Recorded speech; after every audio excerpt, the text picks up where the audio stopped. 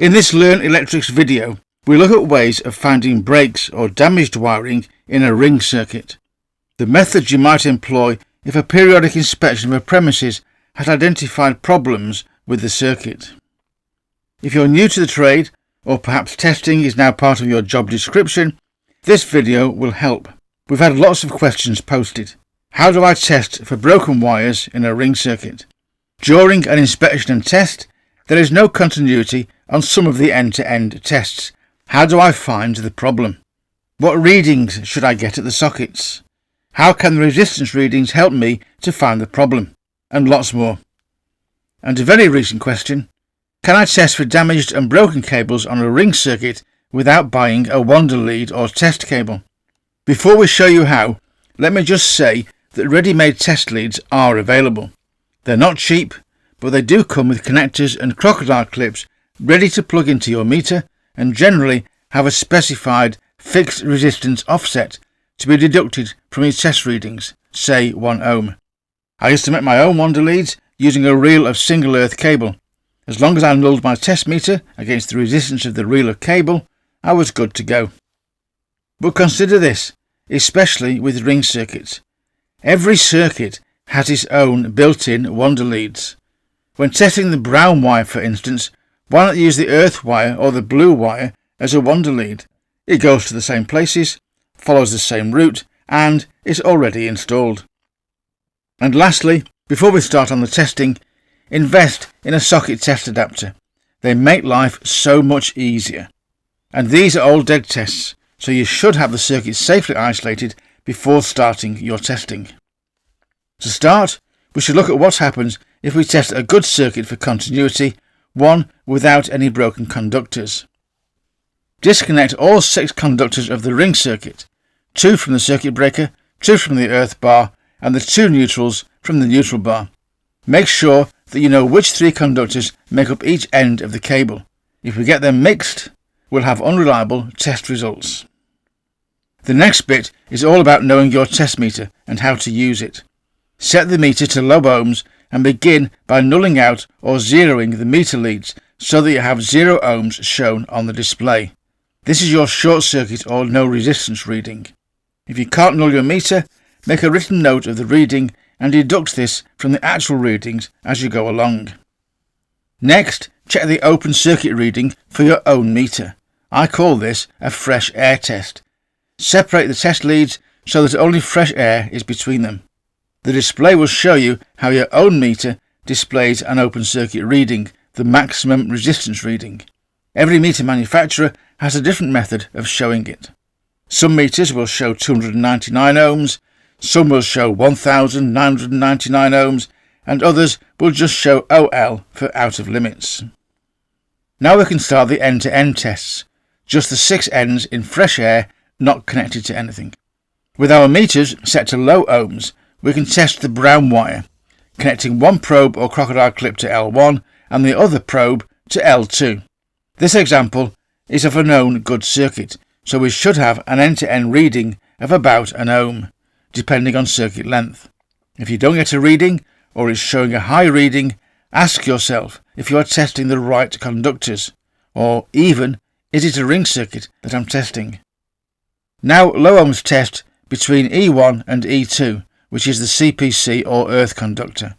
In twin and earth cable, this is slightly thinner than the line, and so the resistance is higher. We've shown it here as 1.6 ohms. And now the neutral conductor. This is the same size as the line, so the resistance should be almost the same, 1 ohm in this example. These end-to-end tests have proved that each conductor is continuous and that you've found matching pairs that make up the ring circuit. Now we can look at finding a break in one of the ring circuit conductors. It might be an actual break in the wire, it could be a loose connection to socket, or some other damage. Whatever it is, these tests will get us close to where the problem is. So here is the ring circuit ready for testing. At the moment, we don't know what the problem is.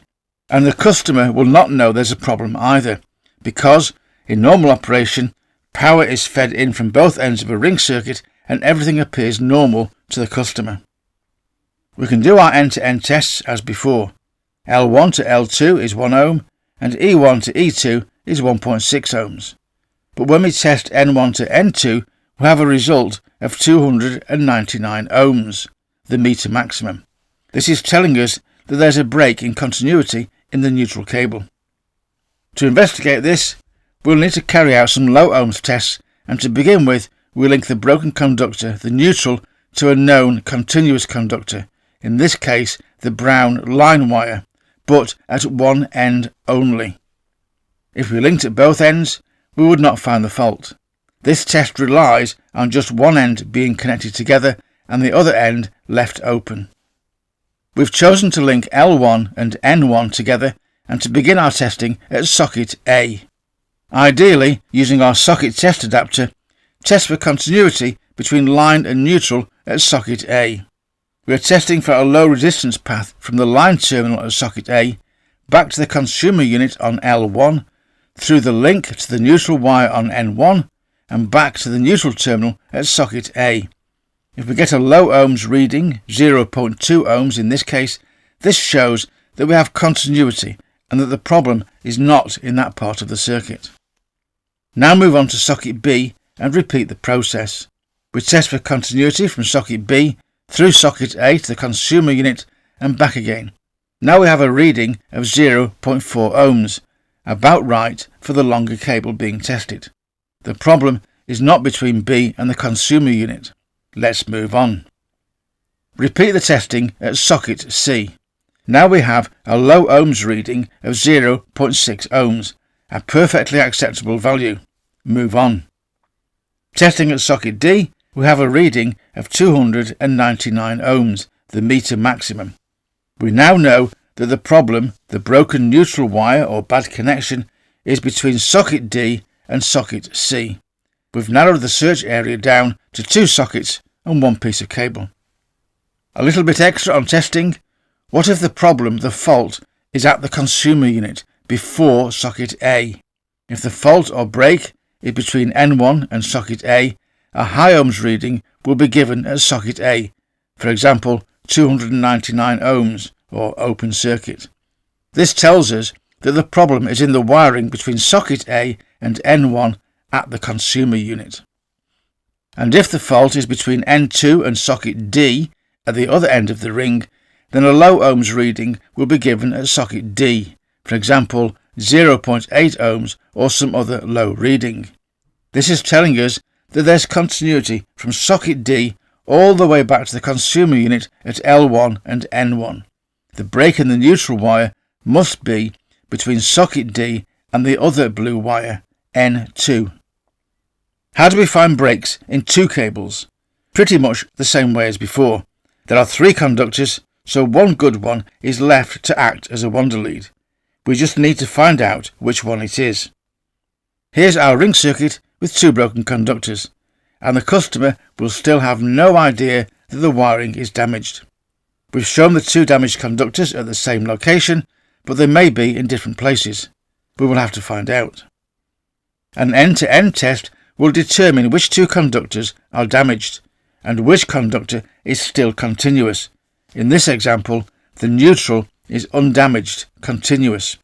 Carry out an end-to-end test, and here we measured L1 to L2 as 299 ohms. In other words, the line is open circuit. E1 to E2 also at 299 ohms, so the earth or CPC is also open circuit. And N1 to N2 measured just 1 ohm, so the neutral is okay, it's continuous. Let's begin by finding the break in the line conductor, and we'll use the neutral as a wonder lead. Carry out the testing as before, first by connecting L1 and N1, then test at each socket in sequence. The readings should be low ohms until the break, and then the high ohms or open circuit after the break. The fault will be found between the last 2 sockets tested, which are the second and third sockets on this drawing. Now find the break in the CPC. This time, connect E1 and N1 to find the break in the earth conductor, the CPC. As before, test at each socket in sequence until the reading is in high ohms. Again, the fault will be between the last 2 sockets that were tested. And our worst case, 3 breaks, 1 in each wire, but this is easy too. Again, your customer will have no thoughts about the cable being damaged. When the circuit is energized, everything seems to be working as normal. The fault here is between socket A and socket B, but we don't know that to start with. So begin by linking all 3 conductors at one end only. Link L1 to E1 and to N1 in this example. Then begin testing at socket A, and this time low ohms test all 3 permutations of wiring. Test at socket A for low ohms from line to neutral, which is 0.2 ohms, from line to earth 0.3 ohms, and from neutral to earth again 0.3 ohms. These are all good low ohms readings, so move on. Now test at socket B for low ohms. Line to neutral is 299 ohms, line to earth is 299 ohms, and neutral to earth is also 299 ohms. And these are all high resistance readings. The fault will be between socket B and socket A, always the last 2 sockets tested. What would happen if the break in the cable was in the same place, but we decided to start at socket D? After all, when we start, we have no idea where the break is. We've linked all 3 conductors together, L2 to E2 to N2. Now start testing at socket D for low ohms. Line to neutral is 0.2 ohms. Line to earth 0.3 ohms, and neutral to earth is also 0.3 ohms, all good readings. And similar low ohm results are achieved at sockets C and B, all less than 1 ohm. But when we test at socket A for low ohms, this is what we get. Line to neutral is 299 ohms, line to earth 299 ohms, and neutral to earth 299 ohms. All high readings, all fails. The problem is between A and B, the last 2 sockets tested. Follow a logical step-by-step process for fault finding. The methods shown here work very well, but there are other methods out there. Find a method that works for you and stick to it. By testing the same way, the same order, the same method every time, the testing will become automatic to you. Know your meter. Every meter manufacturer makes their meters slightly different. Get to know yours inside out. Practice is the key to testing. Don't wait until you need to do some testing. Practice regularly to keep your skills up to date. Thank you for watching. It really is appreciated, and we hope you found this video useful. Please subscribe to our channel to get access to all of our videos, and remember to click on notify to be sure of not missing our next video.